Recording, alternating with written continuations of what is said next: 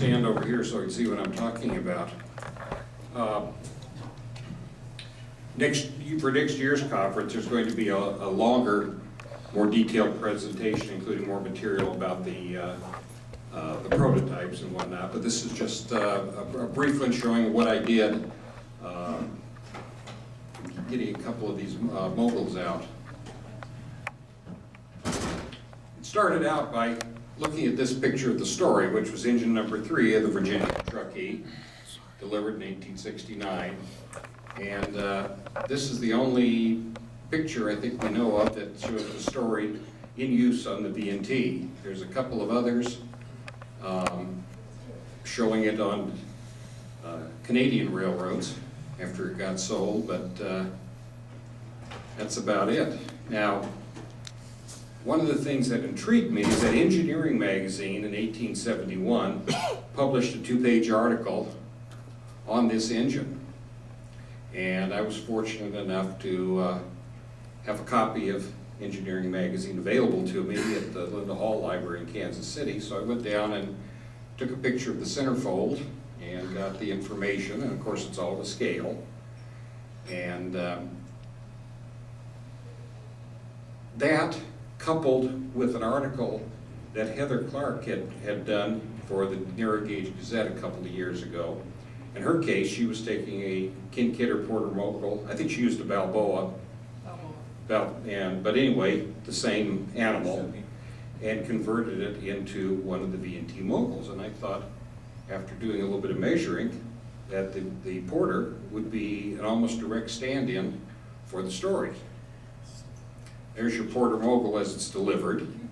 The big problems with it for modeling is that the drivers are equally spaced.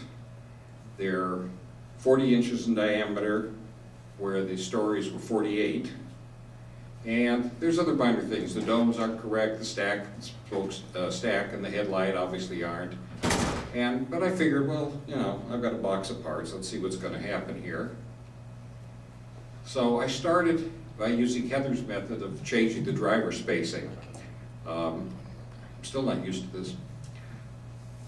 I took a piece of 3mm round stock and soldered it in the original rear driver hole. That cleared up the hole, and then I drilled through both sides with a 3mm drill, filed it down just very carefully so I had things aligned and it wasn't going to dogleg on me, and got the new center spacing. And of course, when you put 48-inch drivers on, the original mud guards are too small. They're designed for 40-inch, so I had to make new mud guards on there. And I'm using a different set of cylinders, which we'll talk about as we go along, so I had to adjust this, file this out a little bit, and attach water pumps at this point. Don? Yes? Before you continued on, did you check the flange clearance? Oh yeah. Okay. Now I left the flanges on the center driver. They're definitely blind. You don't need them. I've got large radius curves, and so I said, why, you know, I did introduce an additional step. It would have been easy to turn them down, but I just chose not to. And then I re-geared the thing. I used a Northwest Shortline 36-to-1 gearbox. So now I had to drill an extra hole to go into the new mounting location, enlarge the square part, so the smoke or the gearbox would poke through. And here you can see the new drivers sitting in there. The cylinders I used were cylinders off one of the Model Engineering Works Tahoes. They were a little bigger than the Porter's cylinders, and I thought they looked a little better. I had them, so I used them. In retrospect, I'm not sure it was worth the trouble, but anyway, that's what I did on this one. And then stripped off the domes, used a CalScale smokestack, which was more like the ones in the prototype picture. Different headlight, smokestack bracket. got some new Baldwin-style domes, which were very close to the Union Iron Works domes. And then, of course, now that you've changed the driver space, you have to come up with new drive rods, which are made out of a piece of nickel silver, but use the original main rods, but shortened. Instead of using a set of porter rods like Heather did on her conversion, I just filed off the bottom of the alligator crossheads and ended up with something I found acceptable. Now the motor needs a little bit of explanation here. I'm using a Sagami motor because that's what I had on hand. And I had to use little spacers to mount it up so it's in line with the shaft of the gearbox. And one of the main problems that comes in for smooth running is if you have the motor and the gearbox on two different axes, then they start bucking each other, you get binding and rough running. So I put in this torque arm, which ties them together, and then a small U-joint in here, which will take care of any other slight misalignments. It's pretty simple. There's plenty of room to drill and tap a couple of holes in the top of the gearbox. And the motor's a little difficult because I had to use the two mounting holes that come with the Sagami to mount the motor to my chassis. So I had to disassemble the motor, drill the hole, tap it, clean out everything, and then put it back together. So that got to be a little more of a problematic situation. Now, one of the things that is so important in these little engines to get enough weight in them. I had been using lead, and I decided to try tungsten this time. Tungsten's about 75% denser than lead. And getting it is the hard part, which turned out to be part of the easy part. Because down here, I've got an assortment of 3/8 inch diameter pieces of tungsten. This is a 1/2 ounce size, 1/4 ounce, and 1/8 ounce size. And I got them at the local Hobby Lobby. Woodland Scenics makes them for putting weights in Pinewood Derby cars. And they come in a set just like this with an assortment. Of course, assortments are usually the ones where you use 2 of these and none of the others. So I found places online that specialize in Pinewood Derby parts, and you can buy as many of any one size that you want. So I did that, put a couple in the boiler, glued a couple to the top of the gearbox so they had the room, and it added, you know, the kind of weight I was looking for. So the other things I did here, I drilled some holes, put in some precision scale lubricators, mounted a coupler. I operate my engines quite a bit, and it'd been nice to have the link up there, but I use KD couplers, so I mounted a box in there. Don, did you change the pilot? No, I did not. I used the same pilot that came with the engine. It was, again, about the size, and the coupler, unfortunately, conceals most of it, or fortunately, depending on it, so it worked. Now, I should state that my engine is not an exact scale model. If you want to build a model that is a precise scale model of the story, you're going to have to do more work.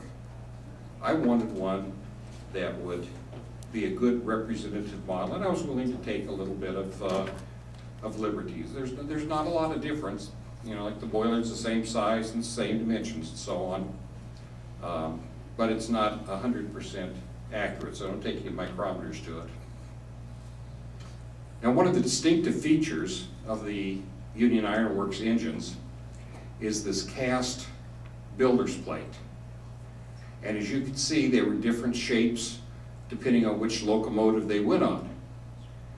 And up here you can see this one off the Calistoga. You can see it's obviously painted in multiple colors. And so the shield down here is obviously a duplication of the American flag or representation. So you figure red, white, and blue are going to figure pretty readily in the colors. So I had to think about how to do that. Well, that, by the way, is a replica that's being used on Stan Gentry's model of the Lion. That was one of the reasons I built the Ormsby. He's already doing the Lion, so I decided to do something different, but not significantly. So anyway, I thought I would etch all this out, but when you're talking about something that's about 1/4 of an inch wide, etching doesn't work real well, at least not with the equipment I've got. So what I ended up doing is I etched out the outline and then made a decal on my Alps printer and applied the decal over the etching.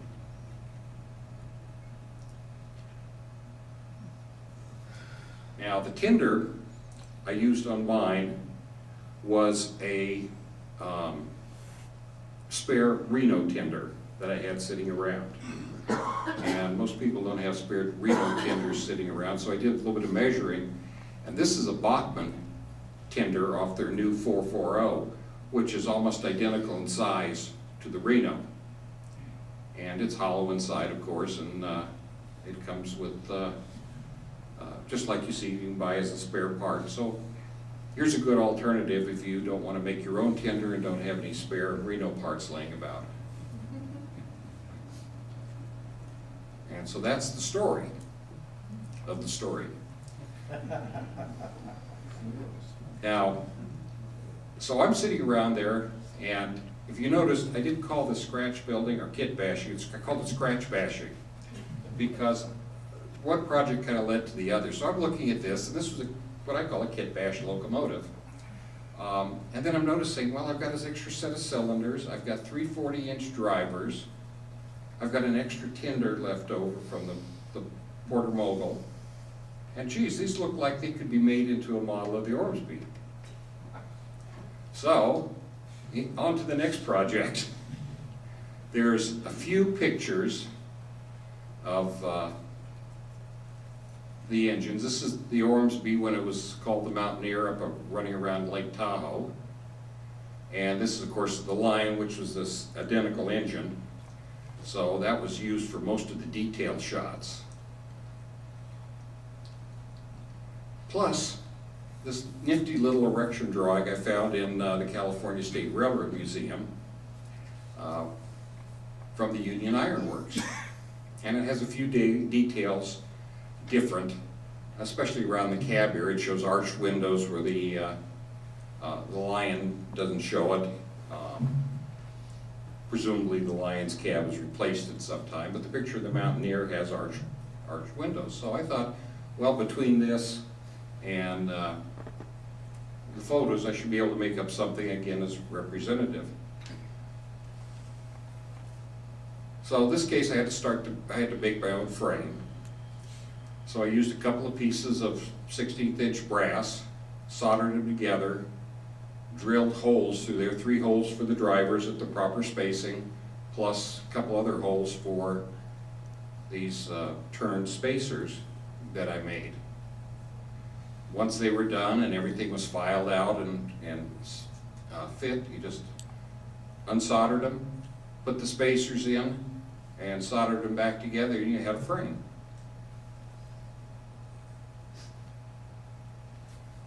And of course, we had to make fenders again, because even though these are 40-inch drivers, the old Porter Moguls were just not the size or not the shape that was needed on this engine. So we did that, and these things, okay. I had to make up the hangers for the crosshead guides, which again, I basically copied the Porter Moguls, and they worked well, and I had to make up this end piece, and this was just soldered together. Again, some cattle scale water pumps were soldered onto the frame. Well, they weren't soldered on the frame on this one. These were attached to the engine, which we'll get there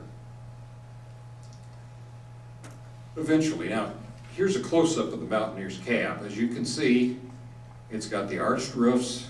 It's got a separate piece here, the the window is, you can see that it's definitely 2 levels, a recessed plate for the name, and then some kind of a molding that goes across the top here.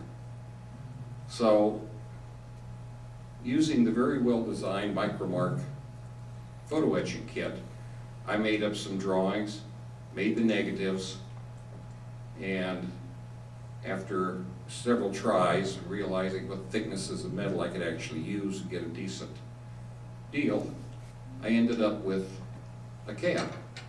So this is actually 3 layers with this little hoop-de-doo molding soldered on. Now the boiler was a different story because that had to be fabricated from scratch.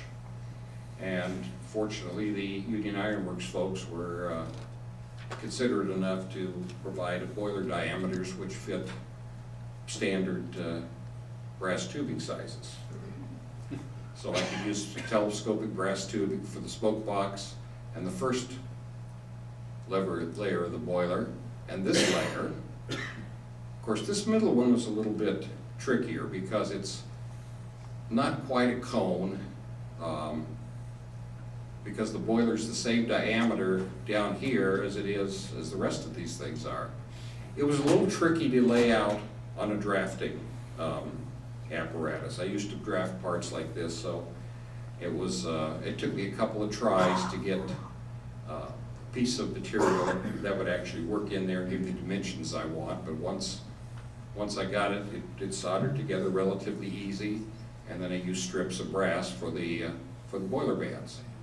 Flat brass made up the running boards, and put the cab together, another piece of brass for the roof, and I had a fairly decent superstructure.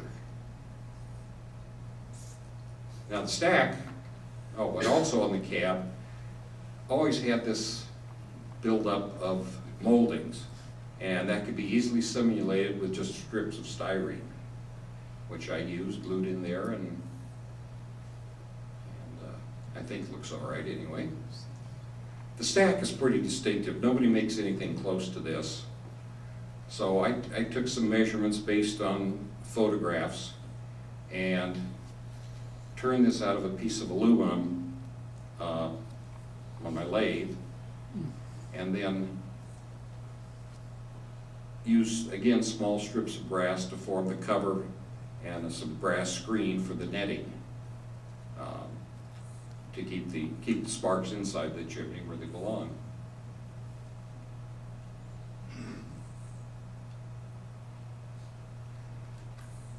Since the drivers were a little bit smaller, the 28-to-1 gearbox with smaller gears was used for this.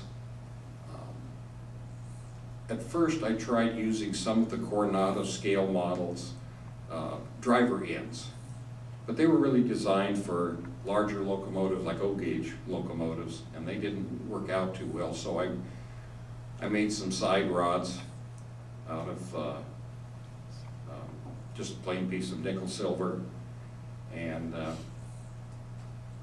hooked up the motor in a very similar fashion. The other one was. This one was a little different because I didn't have enough room to put a U-joint in here, so the worm had to be attached to the motor shaft. Well, now you've got a big piece of equipment that, again, you have different weights, and it could bind. So I put another torque arm in, and then glued the torque arm to the motor with just some silicone sealant, kind you'd use around your bathtub. Ran the motor so it kind of got into the right position as the sealant cured, and when it was done, it worked out. It was a good holding thing. The motor doesn't flop around, and it just sits right in the frame fairly nicely. Now, one thing I should mention here, I forgot to mention it earlier, you may have noticed in the picture of the story that the bottom of the gearbox cover was cut out. And that happened after I got the engine done on both of these. I put them on the track to run it, and it just goes bump, bump, bump, bump, bump, bump, bump. Well, the cover was so long that it was extending past the drivers and bouncing along the ties. So I had to cut the bottom out to clear that, and after everything was all right after that. Now the line on Ormsby Tender is a little different, and it has a tapered tender collar. Well, I used the Porter tender because it was more like the right size, and basically just unsoldered the wire, cut it on an angle, and soldered the wire back together. It looks like it's curvy here, but that was straightened before I finished it. Now here's where things get a little different. I didn't have a smoke box front because it was a custom sized boiler, so I had to make one of those. And I turned that on the lathe and then drilled a bunch of holes around. Tichy makes plastic rivets that you can glue in there. Hint, make sure that all the soldering is done before you glue the plastic rivets in. And the headlight bracket was again etched and soldered on before the rivets were put in. And yes, the number plate was straightened up before it was put on the engine. And there's your finished Ormsby. All right. Again, with a custom size. I find the size of this plate was different from the one I used on the story, so I had to adjust the artwork somewhat. And if you think it's kind of a stretch to make an engine out of a couple of photos and one 100-year-old drawing, here's a fellow who's doing this in 12-inch scale. It's Stan Gentry up in Clear Lake, Iowa, and this is his model of the Lion. And so he's proceeding along with it. Of course, he's been working on it 20 years, so I can at least say I got mine done quicker. His was bigger. His is bigger, and it'll make more noise, but I don't know. Maybe mine makes more noise. I put a DCC decoder, sound decoder in it, and speaker, and it makes plenty of noise. When is he bringing his to the convention? Sometimes like I say, I went up to see him last spring, and like he said, I've been working on this 20 years, and I'm 72, and I really hope I see this running. But it's going by donations only, so it goes very slowly, as you can guess, and he still has several thousands of dollars needed to finish the thing up. But you might ask what an engine like this could pull.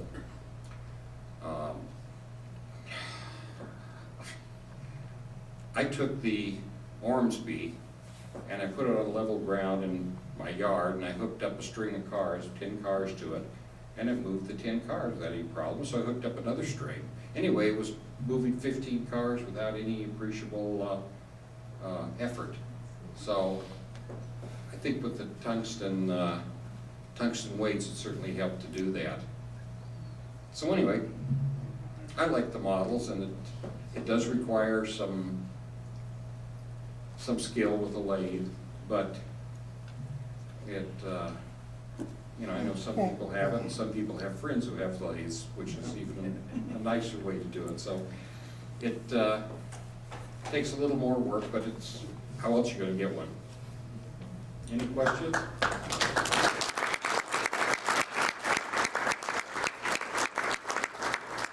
You showed putting the tungsten weights in the story. Did you do the same thing with the Ormsby? Yes, I did. Okay. Just shoved them in wherever I could get them. I put weights down between drivers and stuck them up under the roofs of cabs. The main thing is to get a number of weights and make sure they're balanced. That's one of the reasons I made the smokestack out of aluminum, because if it was made out of brass, now you have a big weight which tends to tip the locomotive forward and take the rear drivers off the rail, reducing the adhesion and pulling capacity. Two questions. Where did you get the drivers for both locomotives? Well, the 40-inch drivers came from the Porter Mogul. Okay. The 48-inch drivers, I had some extra drivers from the Model Engineering Works Tahoe that I used. Now, Greenway Products in Pennsylvania used to provide 48-inch drivers. So I ordered a set from them, and they said, well, we have 2 drivers with square counterweights and 1 with crescents. How do you want to do this? And I said, give me all 3 of them, and now they're sold out, unfortunately. However, again, if you have a lathe and know how to use it or have a friend that does, Precision Scale makes driver centers of the proper size. So you can turn those down, make tires, make your own drivers, if you're ambitious enough. How did you do the Russian iron? That was Tester's Metallizer paint, Okay. gunmetal blue.